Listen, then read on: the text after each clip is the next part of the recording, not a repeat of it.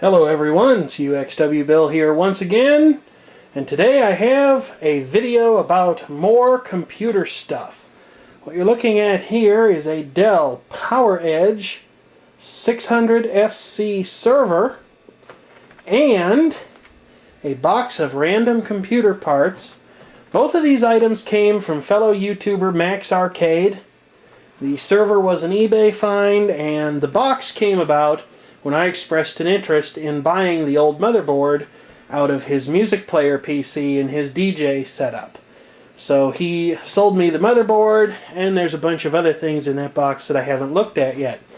I guess I ought to get started with the server. The server is an older one. I think it's about a 2002 model.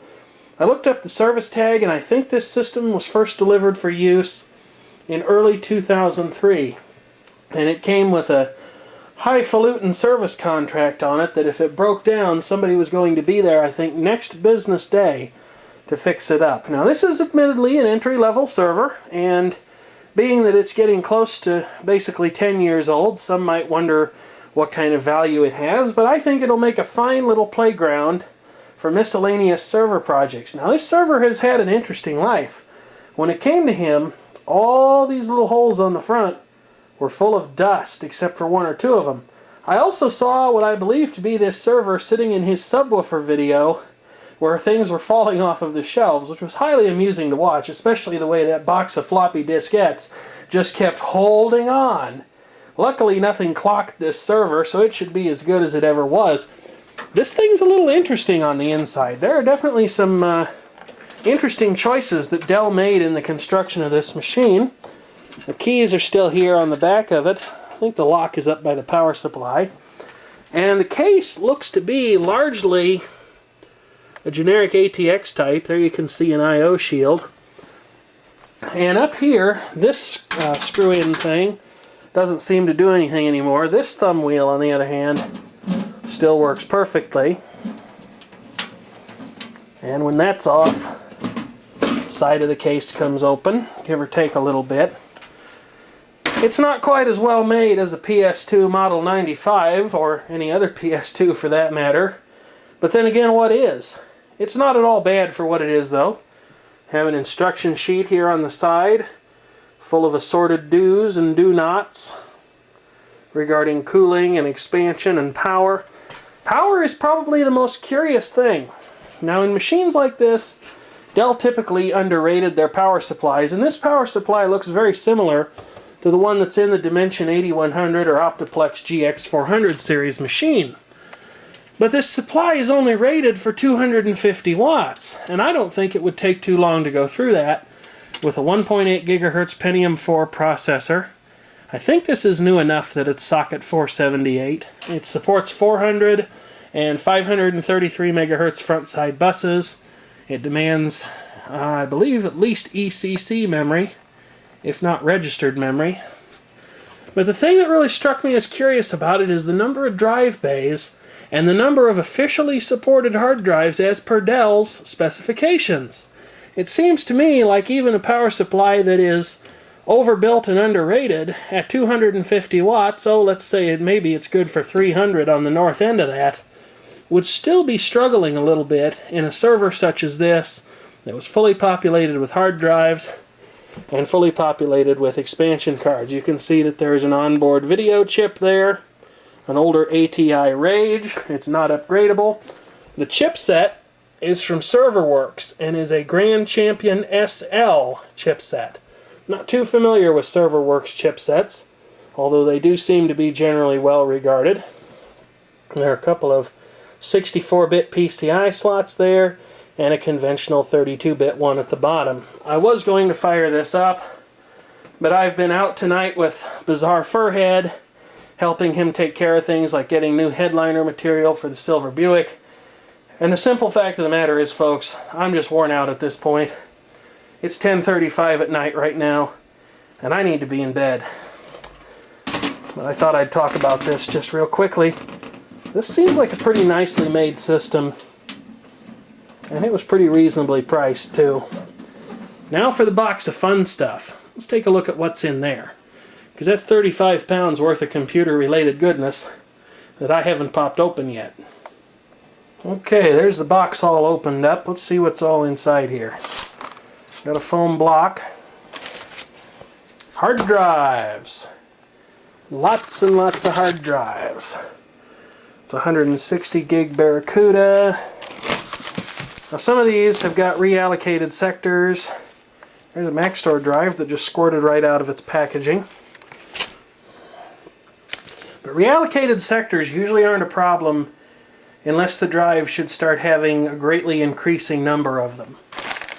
So it's not necessarily a reason to condemn a drive. Of course, they may not work too well with RAID controllers and things like that, which tend to flip out if a drive spends any time trying to recover or have and process a reallocation event. So yeah, there's just all kinds of neat stuff in here. More 160 gigabyte hard drives. I've got some good software utilities for testing these. Air pillows. I love air pillows. Better keep them away from my mother though. She'll pop them. Okay. What's in here? Ah, a video card. I believe that's either been recapped or it needs caps. I don't remember exactly what I was told. Planar Video X. I don't know if that's actually what's in there or not. Video X box. Oh, it is what's in here. Okay. So what does this thing do? Looks like some sort of a TV tuner that plugs in line with a monitor. I'm sure I can get some good use out of that. Oh. IBM Aptiva with MPEG bonus pack. That's cool. I like the illustration on the front. There's some floppy drives in here. Looks like, oh, that's a processor cooling fan of some description. Sound Blaster Audigy 2. I don't know. Okay, that is what's really in there. An Audigy 2 sound card. That's pretty cool. Let's see that thing.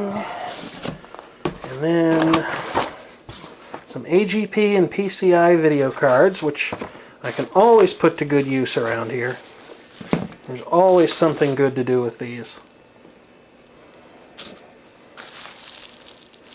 I think some of these may need recapping or fan service or something along those lines. Okay, this is one of the two motherboards that I spoke for. This is a DFI branded board. I don't see a model number on it. I just see a revision A1. It's very obviously socket 478. Let's see what kind of processor that is. That is a 3 gigahertz Pentium 4, 512 kilobyte cache, 800 megahertz front side bus, SL6WK. That should be in Northwood. There's a 5 1/4 inch floppy disk drive. And here's the Intel board that came out of his music playing rig. Now, my main reason for wanting this has to do with the large number of PCI slots that it has. I have a case that is literally perfect for this. A very nice case. Kind of an old one that had a board in it that went bad. Just died one day out of the blue. And recapping didn't fix it, so I think something worse than that happened. But this will make a nice replacement board for it. And that's really about everything that there is in the whole bunch. So now I have to clean my bed off so I can go to bed. Well, now I'm down here in the computer basement of doom, the computer workroom. And we've got this Dell server down here. It's time for the initial power up. Let's see what happens. Keyboard switch is on the right input. Monitor's waiting for a signal over there. Let's just see what happens. Oh wow, that's surprisingly quiet.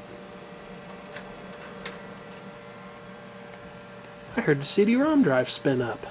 There must be something in there. Dell. Probably take a little bit to boot. Okay, here we go. One 1800 megahertz processor. Oh, it did boot into something. Let's see here. Load all drivers. Beep.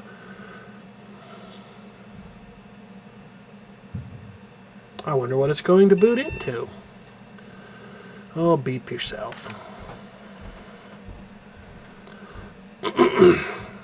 Connect the target device to USB port. Well, I don't have one of those. FAT32 long file name driver.